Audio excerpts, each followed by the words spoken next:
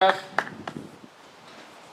going to start by talking a little bit about my experience with Americans for Prosperity. Jeff brought me on as the grassroots director, and he asked me to come up with a model to organize AFP in Oregon. And what I came up with was the idea that we would come up with county chapters, local county chapters, venues of activism not related to a party, where conservatives, conservative independents, anyone who supported limited government could get involved and get engaged in the process. And Jeff put his faith in me, and we were successful. We generated 32 organizations around the state. Some counties actually had more than one group, and they met either every month or every 2 weeks, sometimes every week.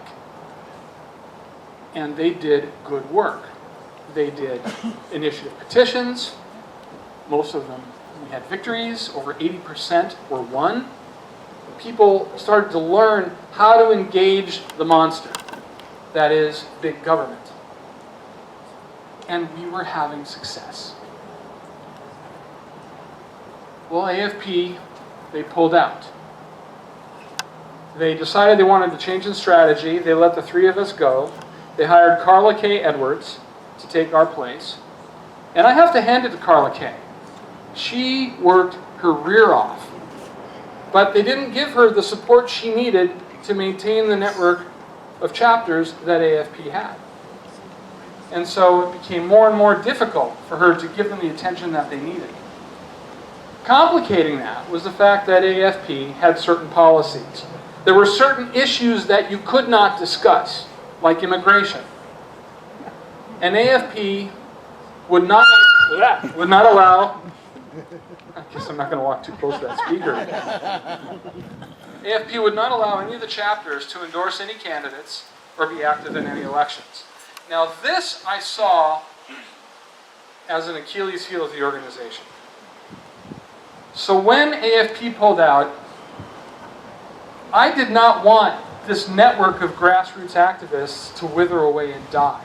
I saw what was possible.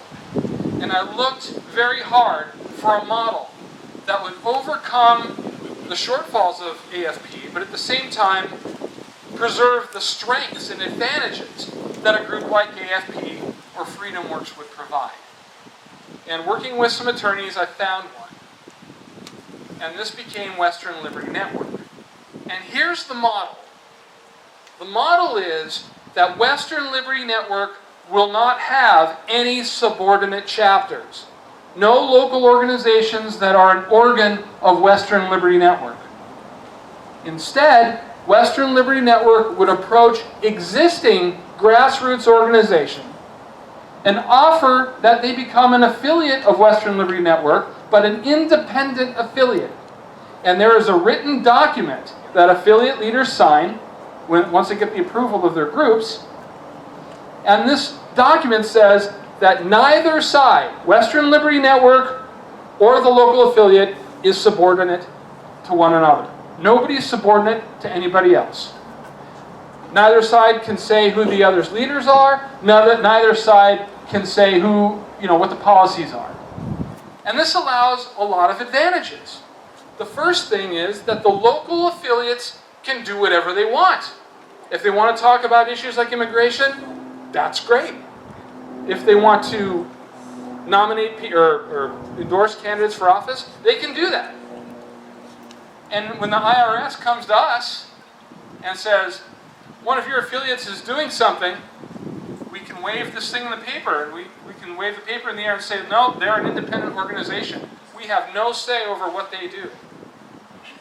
The only link between them is that Western Liberty Network offers on-site training free of charge, and in exchange, the affiliate makes training opportunities known to the rank and file, and designates a couple of people to participate in an annual leadership conference and periodic conference calls. That's it.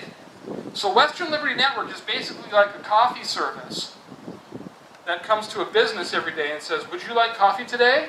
And they can say yes, and they can say no.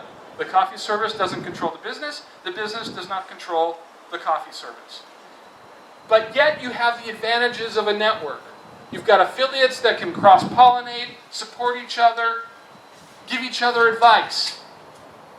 You've got an organization that affiliates are a member of, but none of the disadvantages.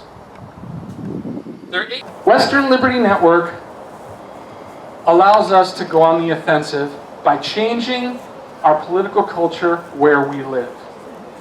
Jeff talked a little bit about people who serve in local nonpartisan office. That's one of the things we do. We train activists how to run for local nonpartisan office. These are not huge positions, they're not sexy positions, but they affect how we live in our communities. They allow people to learn how government works, maybe rise and run for legislature someday. Mike Neerman, state representative, his first event, what got him involved was the 2011 conference that we held in Medford. For people who don't want to be candidates, we train them how to be grassroots campaign managers, to manage the campaigns for local office. For those who don't want to be campaign managers, we train them how to be good foot soldiers. The idea is to build a limited government farm team. People who have served in local office, that know how a budget works, that know how staff governance works, that know how to keep from running afoul of ethics laws. And every local office holder that gets elected represents one thread in the fabric of Oregon's political culture. We have to change Oregon's political culture. It is not enough to win races. Winning the governor's mansion, winning the legislature, winning Congress, even the White House isn't enough because the left has been building their farm team for decades. The things that Western Liberty Network are doing are not new. The left has been doing them for decades. The good news is that even though they've been doing it for decades and we're just getting started, we have a big advantage. And that is, all other things being equal, our ideas are better. Our ideas speak to what is best in the human soul. Our ideas tell individuals that they have value, that they are more than just a cog in the collective machine. And this is why Ronald Reagan, even though so many people disagreed with him, you remember in 1980, majority of people disagreed with him on the issues. They voted for him anyway because he inspired people. And they trusted him. And giving the devil his due, Barack Obama, a lot of people supported him. They didn't know why. It's because, whatever you think of him, in 2008, he appeared inspirational. In our case, our ideas can be inspiring, and we can implement them in the local level. Another good thing about this is that because this larger war will be fought at the local level, it means that folks like you and me, who are local grassroots activists, are actually the most important players in this battle. And we have the ability to set the tone for this battle. Sun Tzu, who wrote Art of War, said all battles are decided before they're ever fought.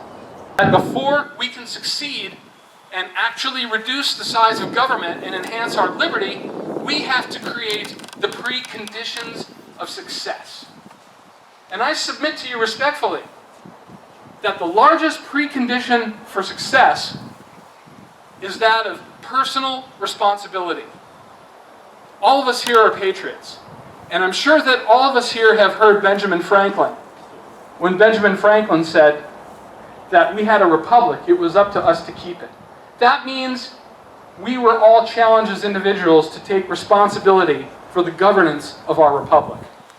Now, people on the left, whatever we think of their ideas, they've stepped up. They've taken responsibility for governance.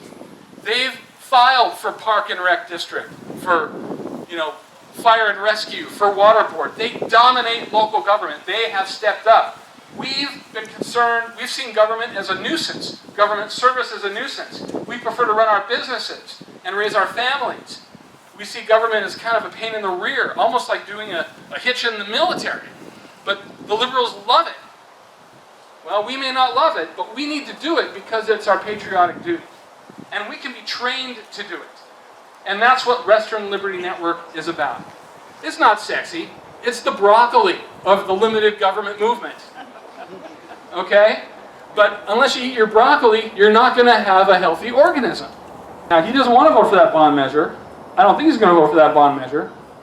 But there are a lot of people like him that are new in office, that have never held office before, that need help. So Western Liberty Network now is going to go around the state and offer training to newly elected office holders who went through WLN training and teach them how to function now that they're elected. You know, how do you deal with it when you're on a minority dominated by big government people? How do you stay, clean of ethics laws? How does board staff governance work? How do you work through the Oregon budget process? And then the other thing that Western Liberty Network does, now that these elections are over, is pivot and train activists how to do things that will be of value in the partisan elections. For example, we don't take positions on partisan elections. We're a 501c3. But we can teach you how to knock on doors. We can teach you how to do internet blogging in support of the candidates you support. We can teach you how to gather signatures on initiative petitions in such a way that they're not disqualified. So in this way, Western Liberty Network is filling the vacuum left by Americans for Prosperity, but doing more by enabling local organizations to leverage the training they receive to win elections where they live. Western Liberty Network does not take a position on any legislation, any ballot measures, or any candidates. But we provide training to the activists so they can do that in any manner that they wish. One of the things I like about Western Liberty Network is that we trust the activists. We don't try to manage them or steer them into particular issues or campaigns. Just give them training and trust that their integrity and their beliefs will cause them to land in a place where they can work on something that they feel passionate about, not an organization from Salem. And so basically it comes down to you. If you are a leader of an organization that is not a Western Liberty Network affiliate, I encourage you to consider becoming a Western Liberty Network affiliate.